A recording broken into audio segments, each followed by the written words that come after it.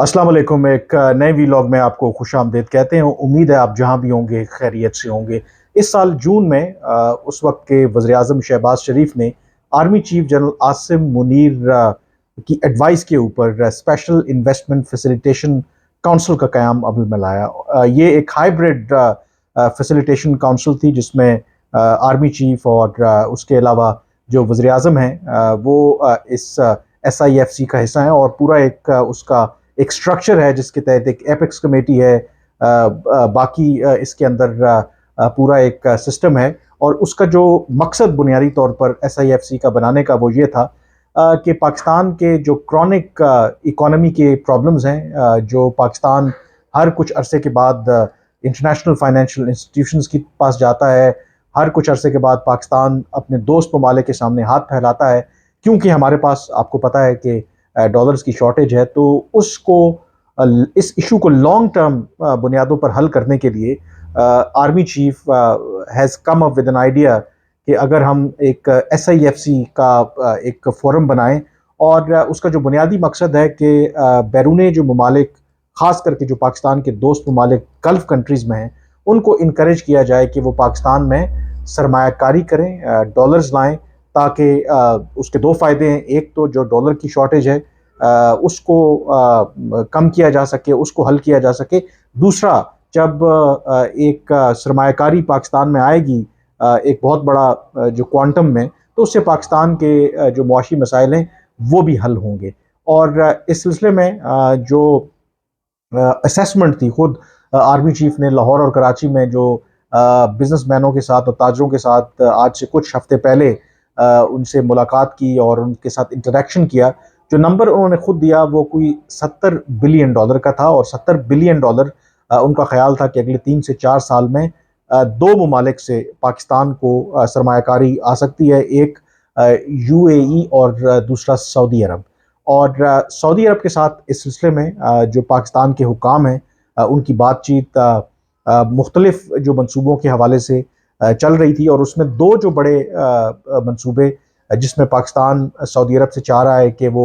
सरमायाकारी करे और ये जो मंसूबा है ये मटीरियलाइज हो कि पाकिस्तान में बैरूनी सरमायाकारी आए, और उसमें कम से कम $25 बिलियन की सरमायाकारी की बात हो रही है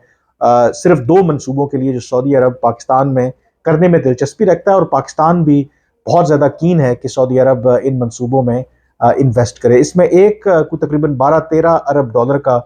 एक मंसूबा है गवादर में ऑयल रिफाइनरी का। ये 2019 में ओरिजिनली जब सऊदी क्राउन प्रिंस मोहम्मद बिन सलमान पाकिस्तान के दौरे पर आए थे तो उस वक्त उन्होंने गवादर में ऑयल रिफाइनरी बनाने का ऐलान किया था, लेकिन उसके बाद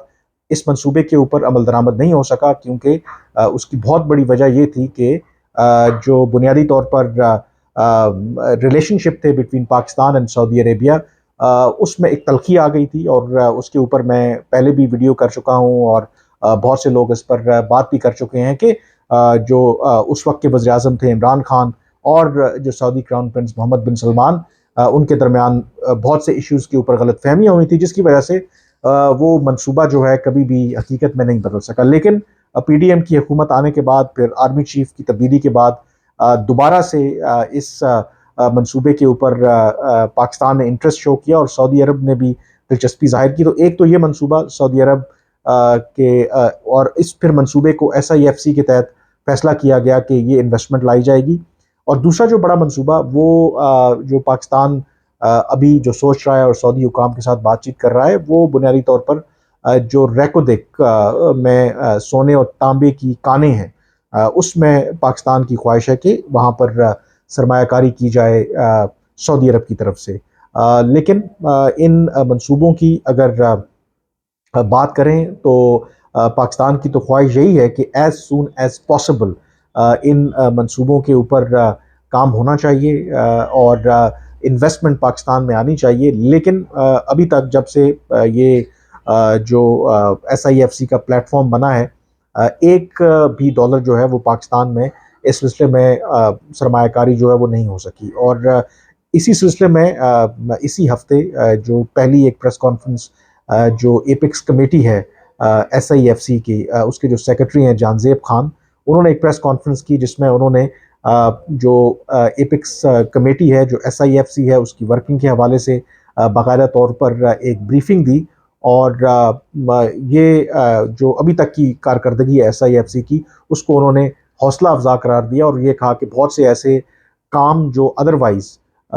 پاکستان میں کئی سالوں سے نہیں ہوئے تو کچھ ماہ کے اندر بیکاز آف SIFC وہ ہو گئے ہیں۔ لیکن ایٹ دا سیم ٹائم اگر سرمایہ کاری کی بات کی جائے تو ابھی بھی ان 5 ماہ کے دوران ایک بھی ڈالر پاکستان میں سرمایہ کاری نہیں آئی۔ اب اس کے اندر جو ایک نیا جو ایلیمنٹ ہے، جو کنسرن ہے، وہ جو سامنے آیا ہے، باقی چیزیں تو اپنی جگہ پہ، آئی تھنک ایک جو بہت بڑی وجہ کہ کوئی بھی جو گورنمنٹ ہے، وہ سعودی عرب ہو، UAE ہو، چین ہو، یا کوئی بھی private investor who, I think وہ انتظار کرے گا پاکستان کے اندر کہ جب جو سیاسی معاملات ہیں وہ حل ہوں، یعنی کہ ملک کے اندر سیاسی استحکام ہو، عام انتخابات ہوں۔ وہ دیکھنا چاہیں گے کہ عام انتخابات کے بعد پاکستان کے اندر کیا سٹیبلٹی آتی ہے، اور جب سٹیبلٹی آئے گی تو یقینی طور پر جو بھی اس طرح کے لانگ ٹرم پروجیکٹس ہوتے ہیں جس میں بلینز آف ڈالرز کی انویسٹمنٹ ہے، تو وہ جو سرمایہ کاری ہے، جو بھی گورنمنٹ ہے، جو بھی پرائیویٹ کمپنی ہے، وہ کسی ایسی گورنمنٹ کے ساتھ ہی کرنا چاہے گی کہ جس کا ان کو پتہ ہو کہ at least they are there for at least few years, یا 5 سال جو ان کا مینڈیٹ ہے وہ رہیں گے، کیونکہ ابھی کیئر ٹیکر گورنمنٹ ہے، اور اس سے پہلے تو یہ چیز کنفرم نہیں تھی کہ پاکستان میں کیا انتخابات ہوں گے یا نہیں ہوں گے، لیکن ایٹ لیسٹ اس کے اندر ایک کلیئرٹی تو اب ہوتی نظر آ رہی ہے کہ 8 فروری کی تاریخ کا اعلان جو ہے وہ الیکشن کمیشن آف پاکستان کر چکا ہے۔ تو ان آل پروبیبلٹی لگ یہی رہا ہے کہ فروری میں عام انتخابات ہو جائیں گے، اور اس کے بعد پھر جو بھی سیاسی گورنمنٹ آئے گی تو پھر SIFC کے تحت یا باقی جو رکے ہوئے منصوبے ہیں، یا اس کے اندر ایک آپ کہہ سکتے ہیں کہ ایکسپیڈائٹ کیا جائے گا ان تمام منصوبوں کو، تو وہ اسی صورت میں ہوگا کہ جب ایک پرماننٹ یا ایک فریش مینڈیٹ کے ساتھ جو پولیٹیکل گورنمنٹ آئے گی۔ تو شاید ایک فیکٹر یہ بھی ہے کہ اگر آپ دیکھیں کہ ابھی پاکستان میں اس طریقے سے جو دوست ممالک ہیں پاکستان کے سرمایہ کاری انہوں نے نہیں کی، شاید وہ ابھی ویٹ اینڈ سی والی پالیسی کو اپنا رہے ہیں۔ دوسرا جو فیکٹر جس کی وجہ سے چیزیں تاخیر کا شکار ہو رہی ہیں اور ہو سکتی ہیں، وہ یقینی طور پر اس وقت جو مڈل ایسٹ کے اندر جو ایوالونگ سچویشن ہے، جو غزہ کے اندر جو اس وقت کے حالات ہیں، جس کی وجہ سے تمام تر جو دنیا کا فوکس، اور خاص کر کے جو گلف کنٹریز ہیں ان کا فوکس آبویسلی اس کے اوپر ہے۔ تو یہ بھی ایک ایسا جو ایک کہہ سکتے ہیں کہ تنازع ہے جس کی وجہ سے جو پرائیورٹیز ہیں جو دنیا میں ممالک ہیں، خاص کر کے عرب ممالک ہیں، ان کی تبدیل ہو سکتی ہیں، اور یہ ایک ایسا فیکٹر ہے جس کی وجہ سے جو پاکستان کا جو منصوبہ ہے کہ ہم ایک سرمایہ کاری لائیں اربوں ڈالر کی ان ممالک سے، وہ تاخیر کا شکار ہو سکتی ہے۔ اور یہ بھی اپنی جگہ پہ میری بھی کچھ پاکستان کے جو ذرائع ہیں، حکام ہیں، ان سے بات ہوئی ہے،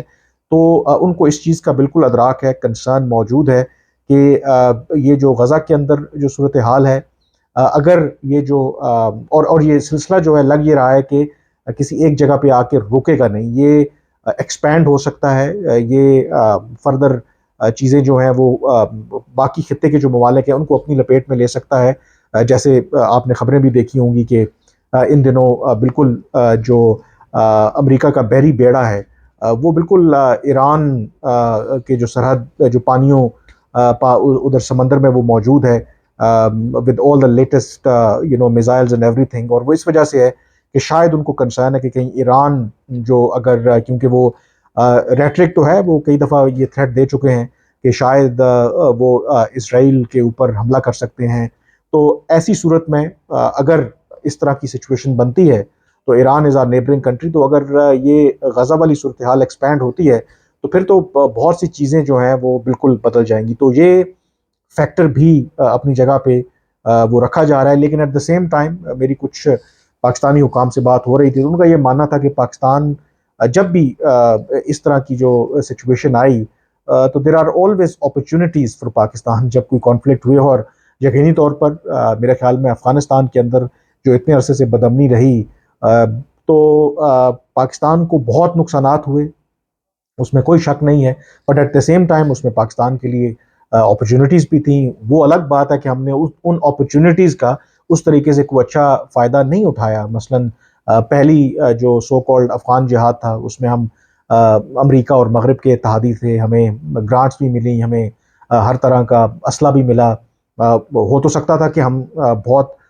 بہتر کوئی بارگین کر سکتے تھے، اچھی کوئی ڈیل کر سکتے تھے، وہ شاید ہم نے نہیں کی. ایون آفٹر 9/11 اٹیکس اگر آپ دیکھیں تو اگین پاکستان جو تھا وہ کہتے ہیں کہ ڈارلنگ آف دا ویسٹ تھا، اور اس طریقے سے پاکستان کو کئی فائدے ہوئے، لیکن بہت سے لوگوں کا خیال ہے کہ ہم بہت سے فوائد اٹھا سکتے تھے. لیکن ظاہر ہے تو اس لیے آئی تھنک ایک جو ایک ڈیلیکیٹ ایک سچویشن ہے. آئی تھنک ہمارے انٹرنل جو پرابلمز اپنی جگہ پہ، جو ریجن میں جو ادر انٹرنیشنل لیول پر جو چیزیں ایوالو ہو رہی ہیں، تو نیچرلی اس کا جو امپیکٹ ہے وہ پاکستان کے اوپر بھی آ سکتا ہے. تو یہ بھی ایک فیکٹر ہے جس کی وجہ سے پاکستان جو سوچ رہا ہے کہ ہم جو عرب ممالک سے اربوں ڈالر سرمایہ کاری لے کر کے آئیں گے، تو اس کے حوالے سے بھی آئی تھنک